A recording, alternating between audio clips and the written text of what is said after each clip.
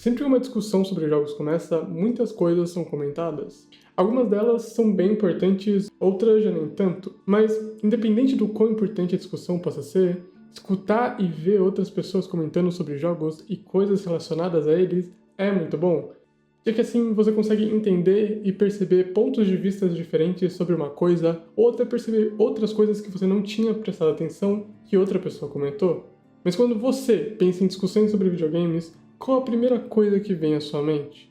Algumas pessoas podem pensar sobre o modo fácil nos seus likes, outras podem pensar sobre a decadência dos jogos AAA e como a indústria está basicamente sendo salva por jogos indies, talvez as microtransações e loot boxes abusivas que empresas multibilionárias fazem por aí, ou os temidos jogos por serviço que as empresas tentam empurrar para os consumidores.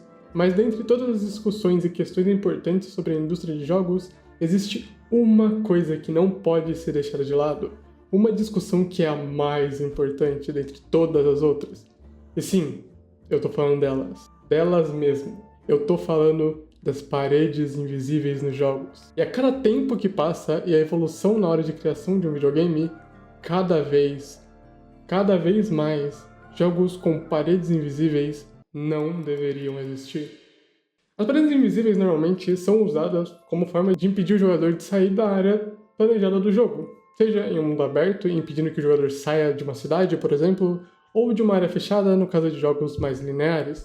E dentre as paredes invisíveis, existem alguns tipos que elas são feitas, mas a mais comum são as paredes invisíveis implícitas, por assim dizer, que são as mais simples e provavelmente as mais usadas, simplesmente uma barreira que te impede de passar. E o grande problema para ser real é que, dependendo do jogo, isso pode causar uma certa frustração na hora de explorar o mapa. Como eu disse, as paredes são implícitas, então elas por muitas das vezes acabam dando a sensação de que você consegue passar para determinado local, só que na hora que você chega nesse local, você dá de cara com essa parede invisível, que frustra bastante, principalmente se o jogo for sobre exploração de ambiente.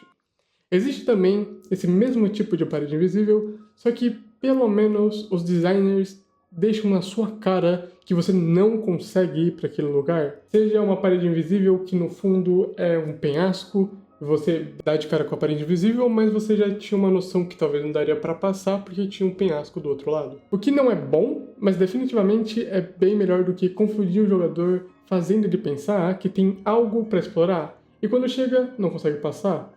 O que, se acontece recorrentemente, o jogador pode deixar de explorar outras áreas que eram feitas, mas ele desiste porque ele pensa, provavelmente é uma parede invisível, nem vou tentar passar, e acaba perdendo coisa do jogo.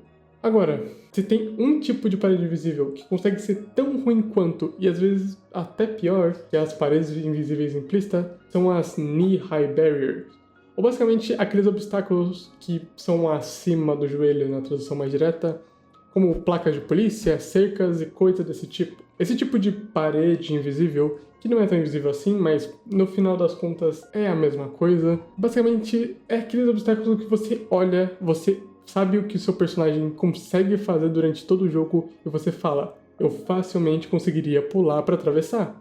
Mas tem uma questão, diferente das paredes invisíveis normais, que são ruins, independente da situação, esses obstáculos podem até ser ok. Não a melhor das soluções, os obstáculos até podem servir, só que a forma que eu tô falando aqui é feita de outra maneira, e aí sim que é muito ruim.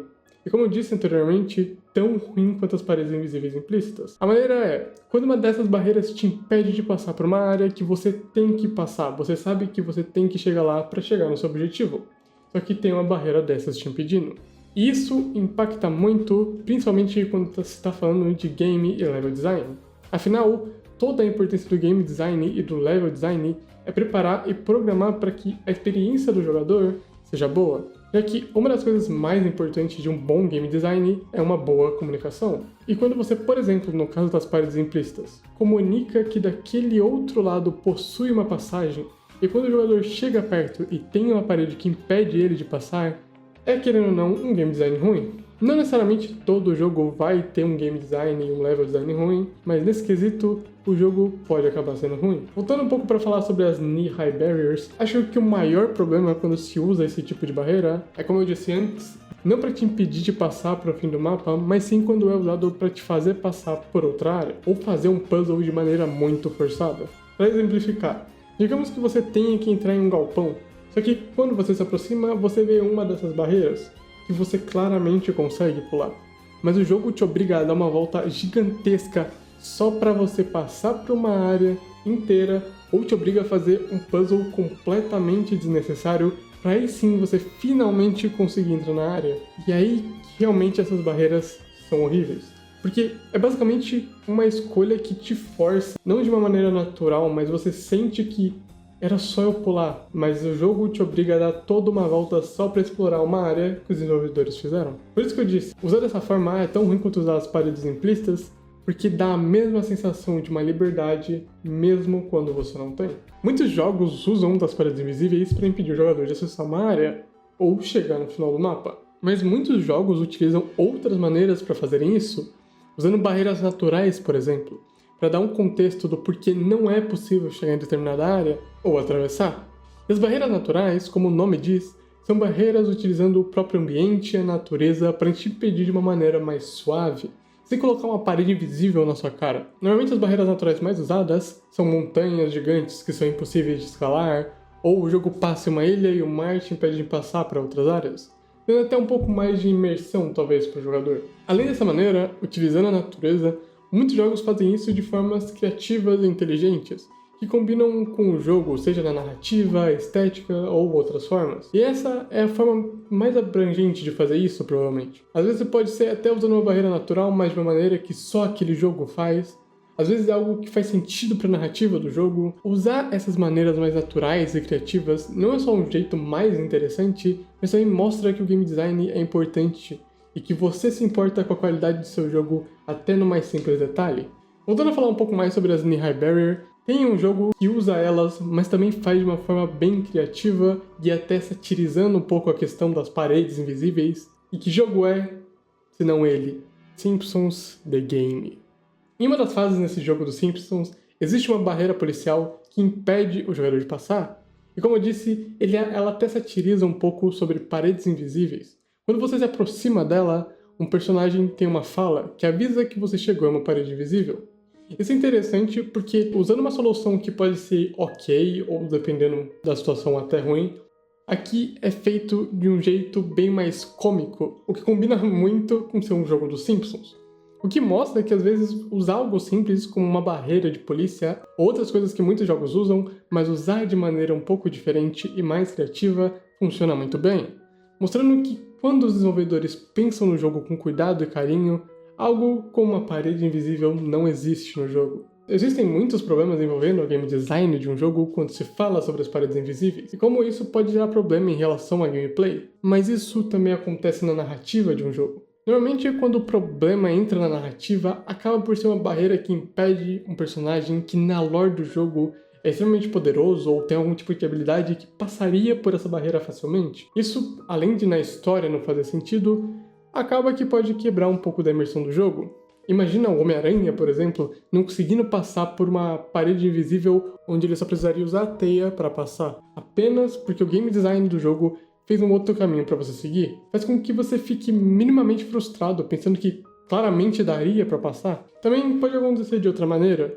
Pensa que tem uma árvore na sua frente bloqueando o caminho, o que normalmente não seria um problema, mas o seu personagem tem força o suficiente para quebrar essa árvore.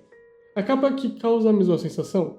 Ou seja, barreiras naturais são uma boa opção no geral, mas em algumas poucas situações pode acabar sendo uma má solução. Então, você considerar a narrativa do seu mundo ou personagem na hora de criar uma barreira que impeça o jogador também é muito válido.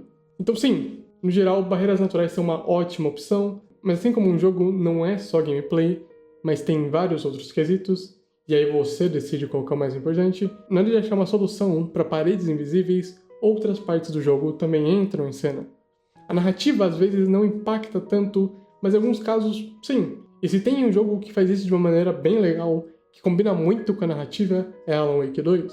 A maneira como a parede invisível foi feita foi bem pensado a ponto de não parecer o limite do mapa. Alan Wake tem muito sobre sombras serem os inimigos e tem muita coisa a ver com escuridão. Tanto que você mata alguns inimigos com as luzes da sua lanterna. E aqui, a barreira é assim. Conforme você vai caminhando em direção ao limite do mapa, a tela começa a escurecer, com a escuridão começando a tomar conta de tudo. Até que, quando você chega no final, a tela fica completamente escura e você retorna de onde você veio. Você meio que entra em um loop que te força a voltar para a área do mapa. Nesse caso de Alan Wake, usar essa maneira é muito melhor e faz muito mais sentido do que colocar uma barreira natural, com uma árvore que te impede no meio da cidade. Com tudo isso, você consegue perceber que existem diversas maneiras de fazer essas barreiras que impedem o player de passar para alguma área que não foi feita. Existem coisas que funcionam mais no geral, mas também existem situações que é melhor pensar em algo mais específico e que combine mais com o jogo para se tornar algo bom.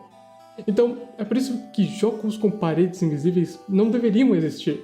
Existem várias formas de fazer essas barreiras, formas tão mais criativas que, além de não atrapalhar o jogador ou não quebrar a imersão dele enquanto ele joga, também mostra que os desenvolvedores têm um carinho com o jogo que, até nesse mínimo detalhe, eles consideram fazer algo melhor e bem feito. Bom, foi isso que eu quis trazer no vídeo de hoje e mostrar que alguns detalhes podem fazer muita diferença na hora da gameplay e na hora da imersão, e até como as pessoas percebem o seu jogo. Eu espero que vocês tenham gostado. Esse é Coelho.